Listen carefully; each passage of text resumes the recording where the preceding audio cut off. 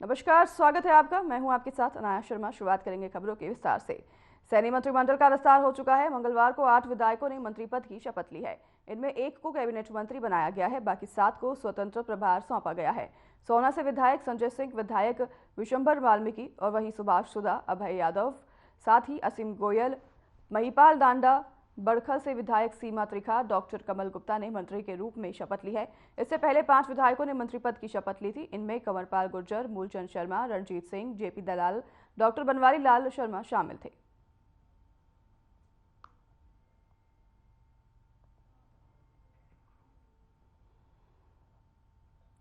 सैनी मंत्रिमंडल का विस्तार हो चुका है। 8 विधायकों ने मंत्री पद की शपथ ली है।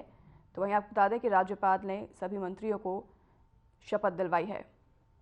तस्वीरों में आप देख रहे हैं सभी 8 मंत्री जिन्होंने शपथ ग्रहण की है।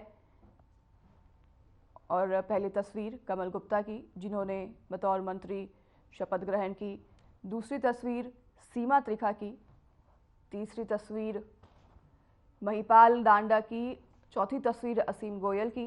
5वीं तस्वीर आप देख रहे हैं अभय यादव, फिर सुभाष सुधा। तो वहीं 7वीं तस्वीर संजय सिंह और 8वीं तस्वीर विशंभर जी की, जिन्होंने मंत्री पद की शपथ ली है।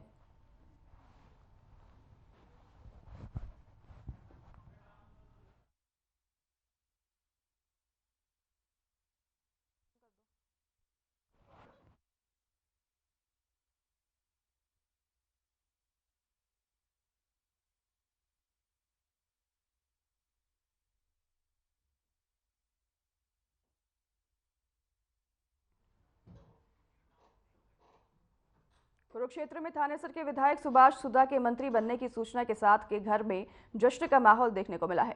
विधायक पत्नी एवं थानेसर की निर्वतम नगर परिषद अध्यक्ष अमा सुधा के पूजा अर्चना भी की है। तो वहीं विधायक सुभाष सुधा की धर्मपत्नी बोली, अगर जनता मंत्री बनाना चाहती है, भगवान सुनेंगे। विधायक सुभाष सुधा एवं पत्नी उमा सुधा ने मुख्यमंत्री नायब सिंह सैनी व पूर्व मुख्यमंत्री मनोहर लाल सहित प्रधानमंत्री नरेंद्र मोदी एवं अमित शाह का आभार भी व्यक्त किया। पूर्व सीएम के कुरुक्षेत्र पहुंचने का भी उन्होंने स्वागत किया।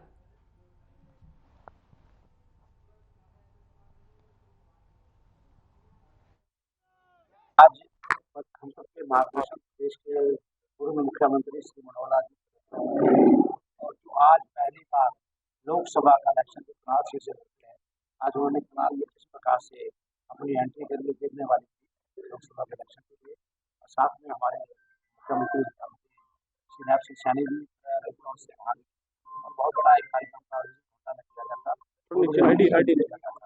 आज हरियाणा प्रदेश के अंदर सबका साथ सबका विकास देखा इस प्रकार से मैं कहूँगा कार्य चल रहे हैं।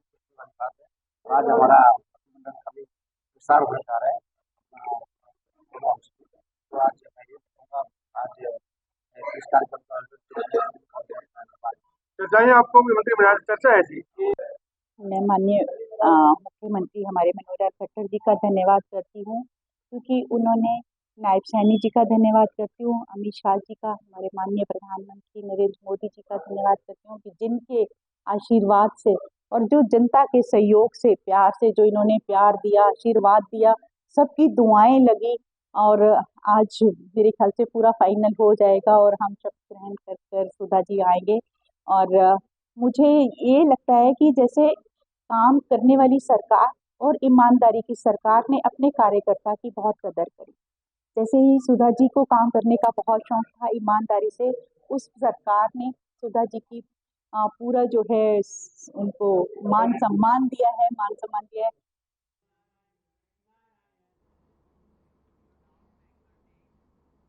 मंत्री महिपाल दांडा से हमारे सहयोगी ओपी शर्मा ने खास बातचीत की। इस मौके पर दांडा ने क्या कुछ कहा, आपको भी सुनाते हैं। पानीपत ग्रामीण से विधायक महिपाल दांडा को भी राज्य मंत्री इंडिपेंडेंट प्रभार बनाया गया। इस वक्त हमारे साथ उनसे बात करते हैं। सर, क्या कहेंगे, आज पानीपत ग्रामीण को भी जो है सरकार के अंदर एक प्रतिनिधित्व मिला? ठीक है, अच्छा है। सरकार को लगा होगा, पार्टी को लगा होगा कि भाई अवसर दिया जाए, अवसर दे दिया। क्या प्राथमिकता रहेंगी, क्या लगता है आपको कि आपके हल्के में किस तरह के विकास कार्य होने चाहिए? देखिए, हल्के की बात नहीं है। हल्के में तो जो काम हम लोगों को करना चाहिए तो मैं बिना मंत्री के भी कर ही रहा था। माननीय मुख्यमंत्री मनोहर लाल जी थे हमारे, उन्होंने जो भी हमने कहा ये काम दो, ये काम करो, सारे काम उन्होंने करे हैं, हमारे काम नहीं छोड़े। इतना काम किया है कि आप उसकी कल्पना नहीं कर सकते।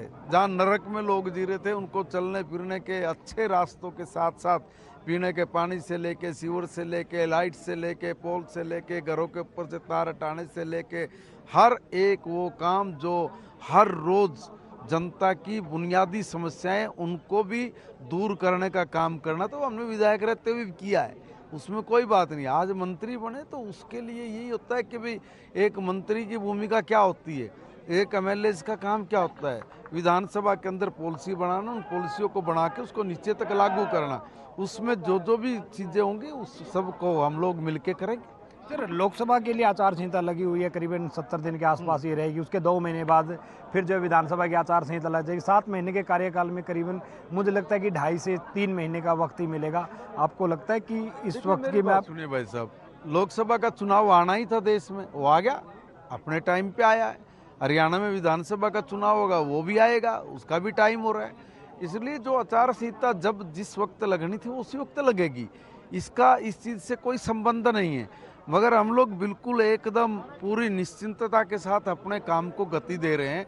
हमें पता है कि लोकसभा में भी भारतीय जनता पार्टी के माननीय प्रधानमंत्री नरेंद्र मोदी जी को संपूर्ण जनता अपना संपूर्ण आशीर्वाद दे रही है। कोई है ही नहीं इस तरह का मामला कि भाई बट किंतु परंतु लगना हो, तो इसलिए हमें कोई दिक्कत नहीं है। हम तो अपने निश्चिंत होकर हम लोग अपने काम को गति देंगे। एक सोशल इंजीनियरिंग के नज़रिए से अगर कैबिनेट विस्तार को देखा जाए तो क्या पूरे तरीके से प्रदेश के सभी वर्गों का प्रतिनिधित्व हुआ? देखिए भाई, ये गिनती काउंटिंग तो आप लोग करते हो, हम तो भारतीय जनता पार्टी के कार्यकर्ता हैं, और कार्यकर्ता को जहाँ भी जिम्मेवारी दी जाती है वो अपनी जिम्मेवारी को बखूबी करता है। हमें जिम्मेवारी दी है, हम अपना काम ईमानदारी से करेंगे। तो ये था हमारे साथ पानीपत ग्रामीण से भारतीय जनता पार्टी के विधायक महिपाल ढांडा, जिनको आज स्टेट मिनिस्टर इंडिपेंडेंट बनाया गया है। उनका कहना है कि उनको जो भी जिम्मेवारियां मिलेंगी उन्हें वो पूरी बखूबी से निभाएंगे। चंडीगढ़ से हर खबर के लिए ओपी शर्मा।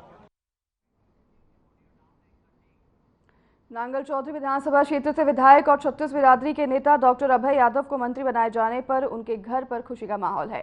साथ ही उनके समर्थकों में भी भारी उत्साह देखने को मिला है।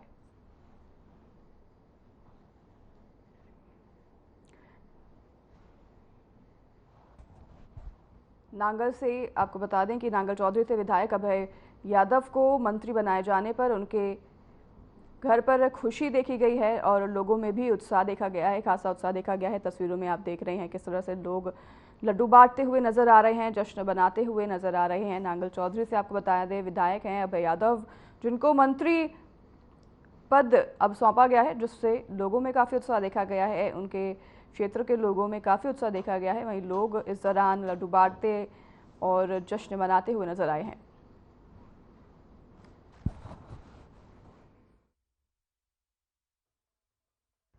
अभय सिंह यादव ईश्वर की शपथ लेता हूं कि विधि द्वारा स्थापित भारत के संविधान के प्रति सच्ची श्रद्धा और निष्ठा रखूंगा। मैं भारत की प्रभुता और अखंडता अक्षुण्ण रखूंगा। मैं हरियाणा राज्य के राज्य मंत्री स्वतंत्र प्रभार के रूप में अपने कर्तव्यों का श्रद्धापूर्वक और शुद्ध अंतःकरण से निर्वहन करूंगा।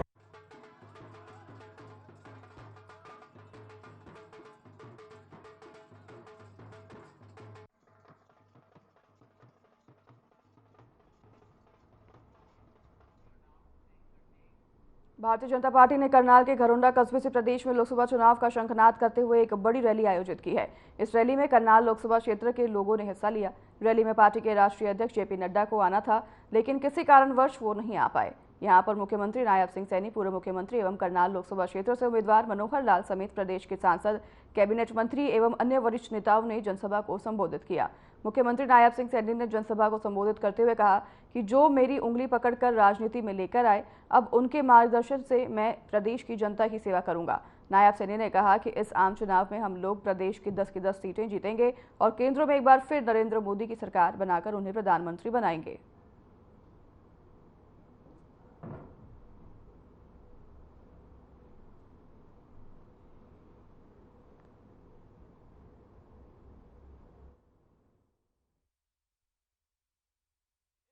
खाली नहीं रहा।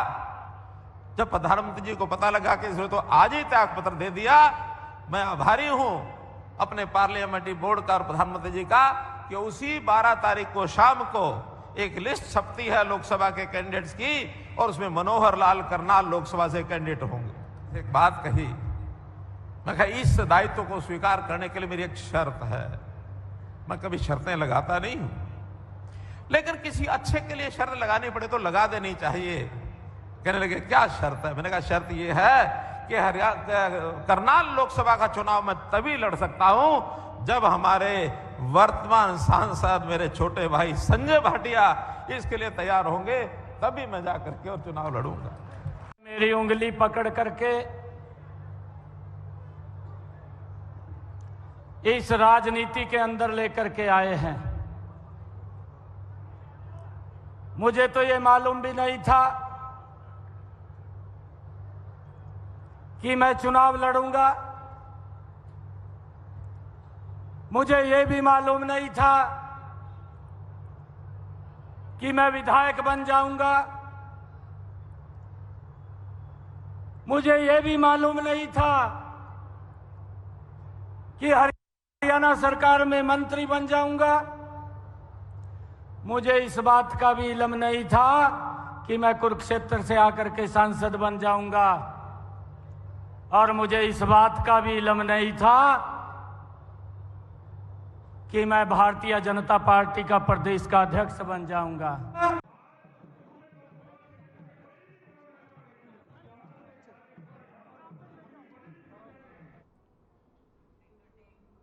इसी बीच रुकेंगे छोटे से ब्रेक के लिए, जल्द हाजिर होंगे आपके पास इस ब्रेक के बाद।